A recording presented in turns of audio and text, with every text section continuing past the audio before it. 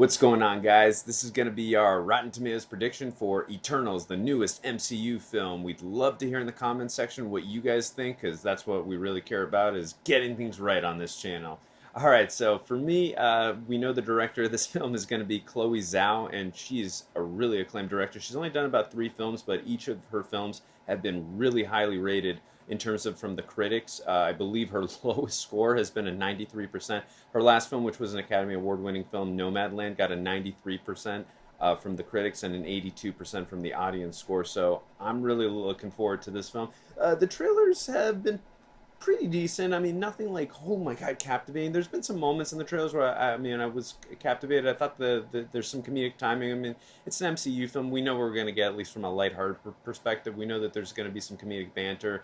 But I'm very curious what Chloe Zhao is going to do. She's obviously a very talented, very good filmmaker, but I think we're going to be kind of shocked with this film. I mean, she hasn't really let us down yet in terms of her 3 previous films. So I'm actually going to go kind of high on this one. I'm going to go 91% from the critics, and I'm going to go 84% from the fans. So I might look like a fool in this one, but hey, Chloe Zhao hasn't let me down yet. Jason, what do you think? So I usually don't watch trailers, but I have caught a few glimpses of this one when I've gone to see Yeah. the last couple movies, like Shang-Chi and Venom. I think I saw it in, but surprised that you kind of went higher on the critics than with the fans, because I feel like with MCU movies, you know, the fans are usually the ones who like it more than critics. So I've never seen any of her other movies. I don't know, from some of the titles that you mentioned, they don't seem like big action movies. I could be wrong, but I think for critics, I'm going to say 81, and for fans, I'm going to say 89%. I hope I'm wrong. Okay. I hope it's more on your side, because I want the movie to be good, obviously. No, Jason. We will Jason, see. you can be honest. You know, we all know you want this to fail and you want it to be horrible. You can tell. Just kidding. I do. I Just hate kidding. the MCU. I'm just Debbie Downer over here. No, I want it Exactly. to be good. From the trailers, like you said, nothing like insanely captivating, because obviously we've been, watching the rest of the MCU films, so we've seen a lot of it before. Like, if no other MCU movie had come out, and we saw this trailer, I think it looked freaking awesome.